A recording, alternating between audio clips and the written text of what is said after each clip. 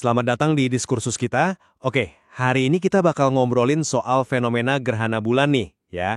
Dan apa aja sih dampak-dampaknya yang konon bisa kita rasain di bumi. Kita rujukannya dari materi kumparan.com yang mengutip buku Aslam Citami Priawan Siregar. Ya intinya, gerhana bulan itu kan terjadi pas matahari, bumi, sama bulan lagi segaris lurus gitu.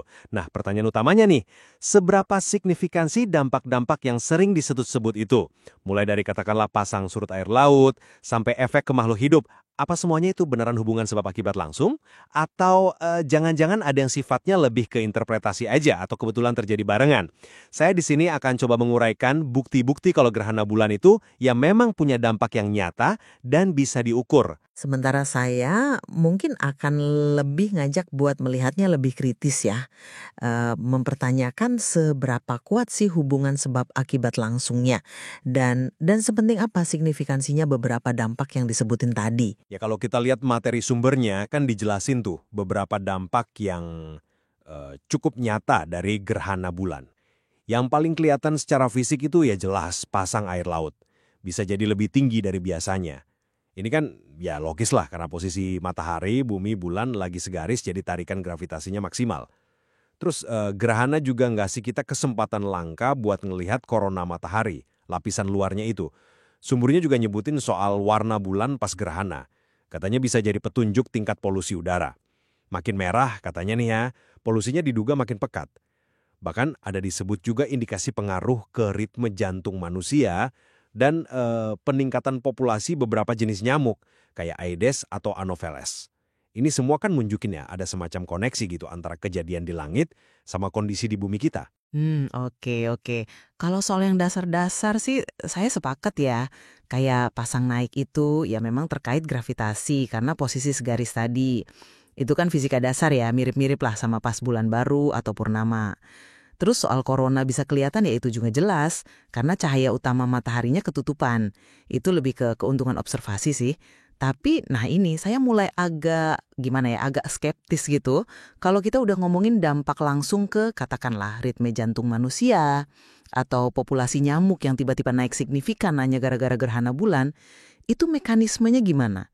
Di sini nih menurut saya penting banget buat hati-hati bedain antara korelasi dua hal terjadi barengan, tapi belum tentu satu nyebabin yang lain, sama kausalitas yang bener-bener satu hal jadi pemicu yang lainnya. Terus soal warna bulan jadi indikator polusi, itu kan lebih ke interpretasi kita aja ngelihat cahaya yang lewatin atmosfer. Bukan berarti gerhananya yang ngubah kadar polusinya kan. Kita mesti waspada aja jangan sampai semua yang kebetulan terjadi pas gerhana langsung dianggap, wah ini pasti gara-gara gerhananya. Iya, saya paham sih soal kehati-hatian itu.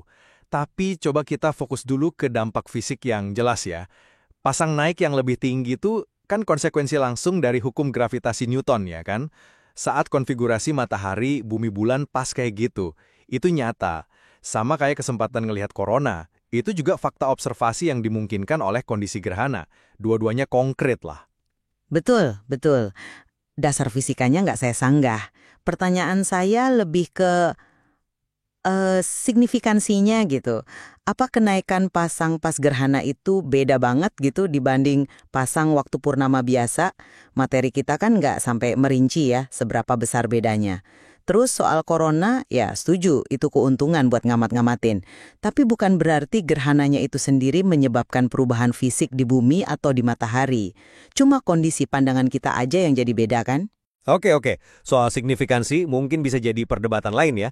Tapi gimana kalau soal potensi gerhana sebagai, katakanlah, alat ukur kondisi lingkungan? Kayak tadi, pakai warna bulan pas gerhana buat nebak-nebak tingkat polusi udara, itu kan bisa dibilang dampak informatif yang praktis kan? Saya ngelihatnya agak beda sedikit sih. Itu bukan gerhananya berdampak ke polusi. Tapi gerhana itu memungkinkan kita ngamatin efek polusi yang udah ada ke cahaya yang lewat atmosfer bumi terus mantul dari bulan. Jadi gerhana itu yang momen pengamatan aja, bukan penyebab fenomena di atmosfernya. Kita cuma manfaatin momen itu buat ngebaca kondisi yang memang udah ada sebelumnya gitu. Baik. Ada perbedaan cara pandang di situ ya. Tapi kita geser ke poin yang mungkin lebih menarik nih dan bisa jadi kontroversial. Dampak biologis. Sumber kita kan nyebutin ada potensi pengaruh ke ritme jantung manusia sama populasi nyamuk. Ya meskipun mungkin efeknya halus atau kecil gitu ya. Ini kan seenggaknya nggak buka kemungkinan kalau pengaruh gerhana itu bisa lebih luas. Nggak cuma soal gravitasi sama optik aja. Nah, ini dia bagian yang menurut saya paling perlu kita sikapi dengan sangat hati-hati. Saya terus terang agak kurang yakin di sini. Kenapa? Karena ya itu tadi, materi kita tuh nggak menyajikan penjelasan mekanisme sebab akibat yang cukup jelas gitu loh antara gerhana bulan sama detak jantung atau siklus hidup nyamuk. Kan banyak banget faktor lain yang bisa ngaruh kedua hal itu, suhu udara, kelembaban, mungkin ya perubahan cahaya sedikit pas gerhana, tapi apa benar gerhana itu sendiri pemicu utamanya? Tanpa ada penjelasan mekanisme yang kuat, mengaitkannya secara langsung tuh rasanya jadi agak spekulatif ya.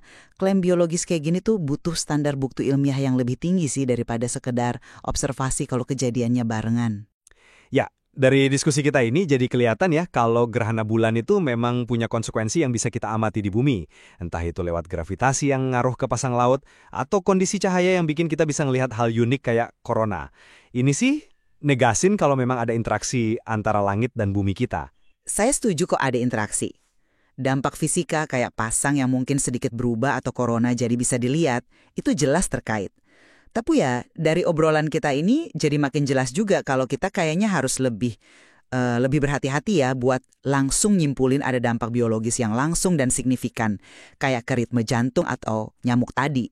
Setidaknya berdasarkan bukti yang disajiin di sini, perlu ada pembedaan yang tegas gitu antara fenomena yang udah terbukti secara fisika sama klaim-klaim yang ya masih butuh penjelasan kausalitas yang lebih kuat lagi. Memang sih mempertimbangkan berbagai sudut pandang ini yang kita gali dari materi kita, jadi ngebantu kita ngelihat kompleksitasnya ya.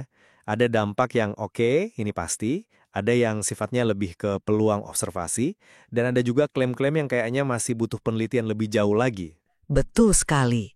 Dan ini justru bagus kan, jadi mendorong kita buat terus gali lebih dalam lagi soal hubungan yang rumit antara planet kita sama benda-benda langit lainnya. Masih banyaklah misteri dan nuansa yang bisa dipelajari dari fenomena kayak gerhana bulan ini.